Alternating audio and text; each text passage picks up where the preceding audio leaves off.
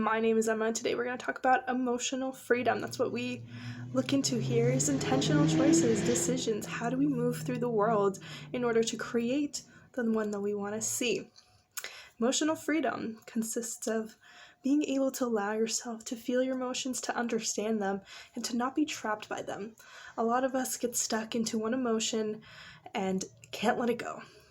Something might anger us for a few minutes, and then we get angry for the rest of the day. Our whole day is lost. And that's not really emotional freedom.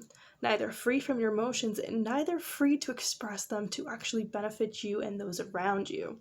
So how can we actually embrace emotional freedom into our lives and move through the world with that freedom? Well, the best ways that I've seen so far is to really take a moment and to understand why you're feeling the way that you are. Usually we're reacting to an event from a reaction that we've had to a past event.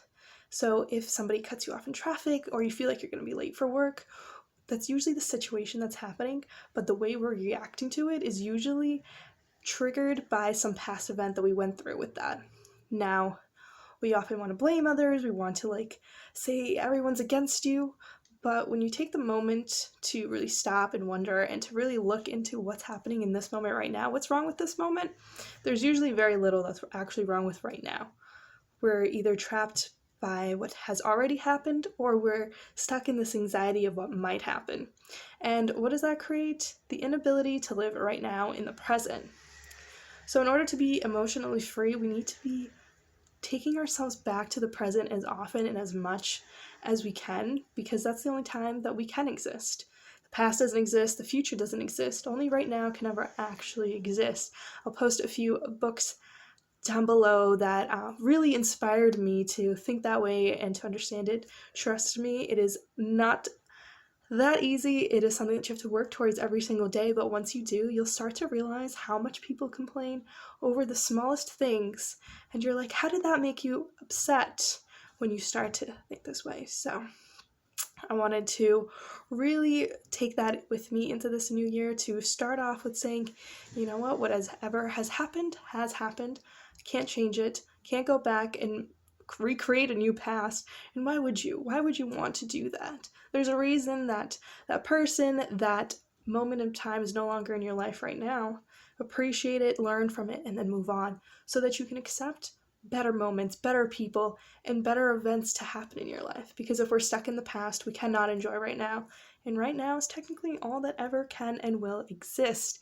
Even when we're in the future, at that point in time, it will be the present. So don't get stuck in things that you can't change. If you're in a situation that's probably not the best, just take a moment, breathe, figure out what you can do in that moment, and then if you can't do that much, all right, then we can deal with it then. But if you're reacting to something in the present with a reaction from the past, it's not serving anyone, and it's probably just dragging you down.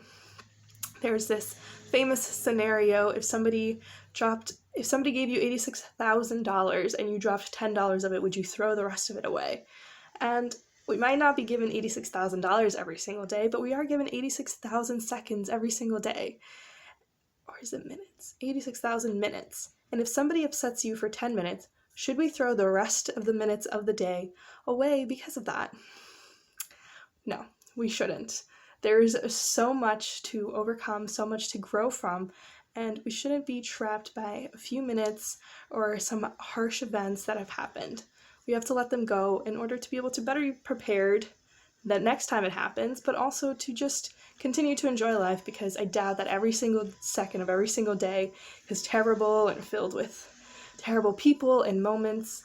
There's usually a lot of good that we are overshadowing with the bad that we cannot seem to let go as a society. And as we continue to let go, the people around us will, because they will learn from our actions, and we will become that change we want to see in the world. So if more of us can take a moment to breathe and to say, hey, this is happening and it's not the best, but in the next day, in the next week, it might be different, or we can choose for it to be different right now. It's about how we react to things. 90% of our life is how we react to things, and 10% of it is something actually happening. So that means we have 90% control of how we react to things.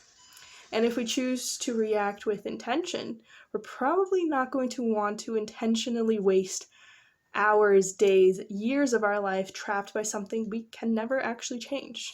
No matter how much we want to, we can never go back, change who we were, change our past, but we can change who we want to be and change our future. So let's go and change that future and create 2021 into the world that we want to see. Thank you for being here, and I hope you have an amazing day.